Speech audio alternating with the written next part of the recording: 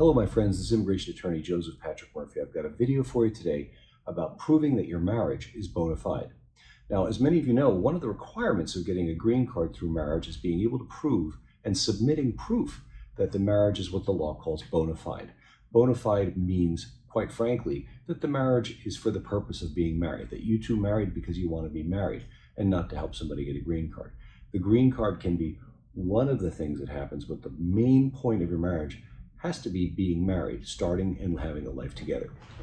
So how do you prove that a marriage is bona fide? Clearly we can't go inside your brain with ESP and figure out what your intentions are. So we look at things that tend to indicate you're acting like we expect married people to do and ways that we expect married people to behave.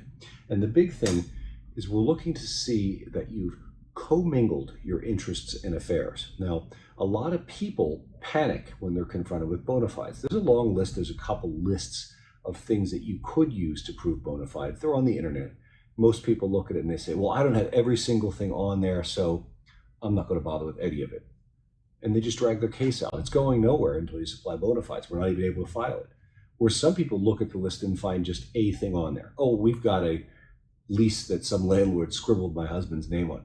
That won't work either. That's not enough. You want to have a good amount of it because immigration is looking to prevent marriage fraud. There's a lot of people out there who do that. I know you're not doing it, but people do. There's money changing hands and stuff like that. So when you look at those lists, you don't want to just have a thing, and you certainly don't want to have no things on any of a bona fide. But the list is about a theory, an idea of what could prove a bona fide marriage. Those aren't the only things. You could have everything on that list and still be in a fake marriage, and you could have nothing on those lists and still be in a bona fide marriage. But the idea is that you got married for the purpose of being married and starting a life together. Proof, things, examples of things that could prove that is what that list is, okay? And we've seen these lists here, they're on the internet. And they're circulated by lawyers trying to give you ideas. But again, everybody goes in, well, not everybody, but most people see that list and they panic. They don't have everything on there, or they don't want to go through as many things as possible, and they just get a thing off there, and they think that's going to be enough for the lawyer to get them a green card. So here are some of the examples, okay? The biggest and most important thing in proving a bona fide marriage is you've got to be living together. I get people, probably 15 or 20 people a year, and these are married people, say, well, I'm married, but I don't live with him, or I don't live with her. This is nonsense. The likelihood of you being able to prove the marriage is bona fide when you don't even live together is near zero. You don't need a green card to be in the United States to be with your spouse. You're not even living in the same house. So that's the first thing. You got to have proof that you're living in the same house. Now that can be really extravagant things like your name's on the deed or you have a lease together. Those are pretty common, but not everybody has those. Sometimes now work permits and social security cards are coming very, very slow. It may be hard to get added to a lease because you don't have a social security number. So what else could you do to prove that you're living together? Well, what about IDs that both say the same address? Or how about bills that the non-citizen gets, important mail that the non-citizen gets at that address? If you're going to do it that way, you can't just provide a bill or junk mail that the non-citizen gets there. It ought to be something important that the non-citizen gets at the address with the citizen. And it ought to be a few things. So if you can't be on the deed and you can't be on the lease, that doesn't mean you can't prove you're living together. You can use things like I just discussed, and those were mail, IDs, things of this nature. But even if you can prove that you're living together, that still doesn't solve the problem. That's just a type of thing that could prove bona fide. It's one very important one, but that's just one. Other things you want to do to prove, if you can, that you've commingled your interest in affairs. You could join a health club together if you're both on the same membership. You could have a joint cable television or Netflix account. You could, again, you have magazine subscriptions coming to the same address for each other. People generally don't send magazines somewhere they're not going to be to get them, and people don't usually give their cable television address at someone else's house. These are things, again, showing not only that you're living together, but you've commingled your affairs. You've got joint accounts.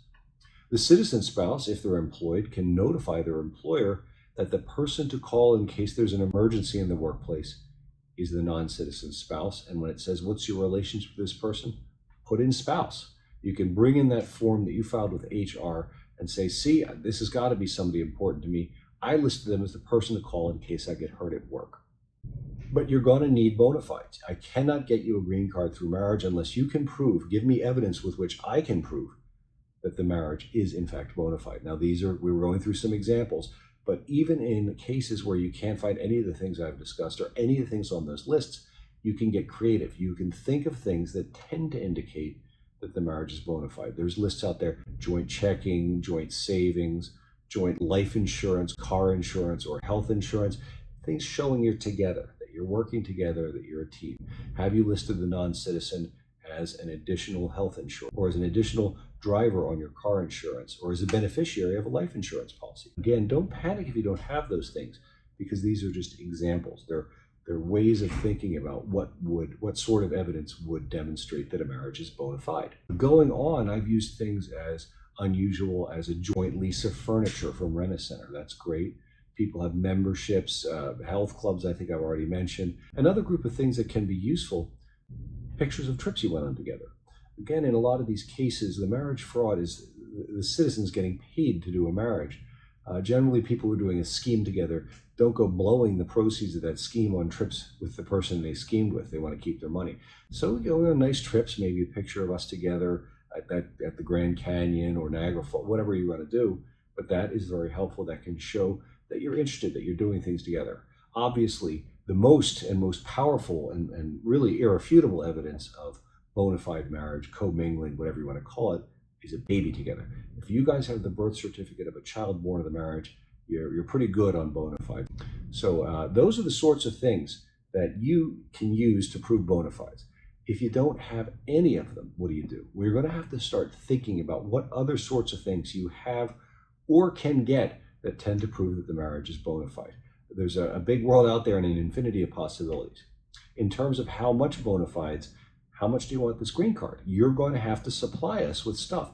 I would suggest strongly that you have 4 or 5 different types of bona fides: a joint lease, joint account, Rent-A-Center, Netflix, joint cable, life, all those things. Those are all examples. If you could get at least 3, that would be great, because the more the better.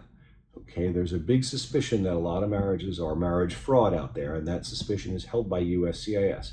You're going to have to overcome that suspicion, or you're not getting the green card. This is Attorney Joseph Patrick Murphy with a short report on proving bona fides. Thank you for watching.